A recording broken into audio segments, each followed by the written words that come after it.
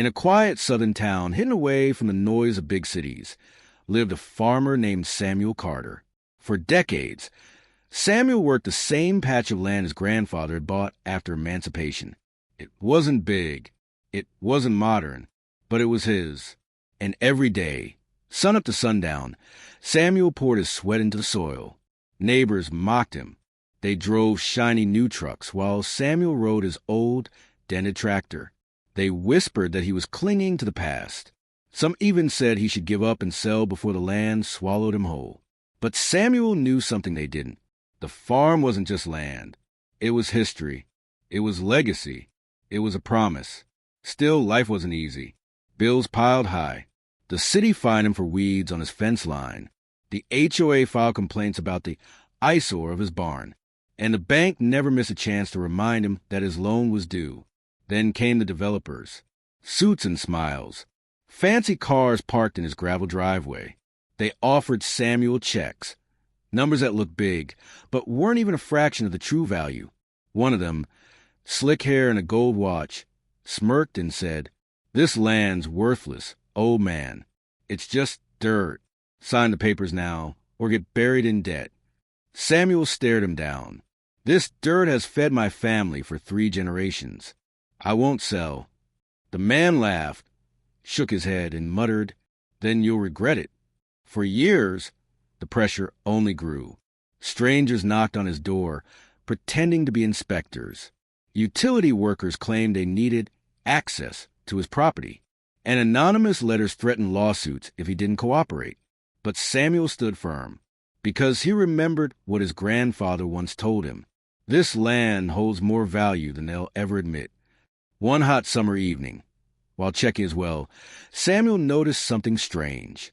A dark liquid seeped near the base of the pipe. It was thick. It smelled different. Not sewage. Not mud. Samuel dipped his finger in it, rubbed it between his thumb and forefinger, and froze. This wasn't water. This wasn't soil. It was oil. Still unsure, Samuel called an old acquaintance, a geology professor he'd met at church years ago. The man agreed to take a look. Days later, the professor returned, clutching papers and shaking his head in disbelief. "Samuel, do you know what you're sitting on? This isn't just farmland. You're standing on one of the richest crude oil deposits in the region. This is a billion-dollar discovery." Samuel's hands trembled. For a moment, he thought of every insult, every laugh, every offer that tried to steal his legacy. And then he smiled. But secrets like that don't stay quiet for long. Soon enough, the developers returned. Only this time, they weren't offering checks. They came with bulldozers, claiming they had permits. They showed up with lawyers, waving documents that said the land wasn't truly his. They even filed for eminent domain, arguing that the state needed his property for public use. Samuel was dragged into court. Everyone expected him to lose. After all, he was just a farmer with old clothes and rough hands. What power did he have against billion-dollar companies? But then, Samuel's lawyer stood up. He carried a stack of papers, old and weathered. Deeds signed in 1899. Tax records. Mineral rights documentation. Proof that the Carter family not only owned the land, but everything beneath it. The courtroom went silent. The judge leaned forward, and with a bang of the gavel, he declared, "Case dismissed.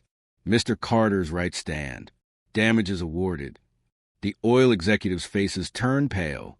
The same man who had been mocked for his worthless dirt was now worth billions. But Samuel didn't sell. He didn't hand over his family's legacy for a quick payday. Instead, he created something bigger. He formed a cooperative with local farmers who had been struggling just like him. He negotiated contracts that made sure wealth flowed into the community, not out of it. And with his share, Samuel built scholarships for young black students who wanted to study agriculture, geology, and law. He repaired churches. He rebuilt schools. He turned humiliation into hope. The same neighbors who once laughed at his tractor now lined up to shake his hand. And the developers who once tried to bully him couldn't even look him in the eye. They underestimated Samuel Carter. They saw only an old farmer with dirt on his boots. They never imagined the truth hidden beneath his soil. In the end, Samuel proved something powerful. That land is more than dirt. It is history. It is legacy. And sometimes it is power. And those who try to steal it, they learn the hard way. Justice always catches up.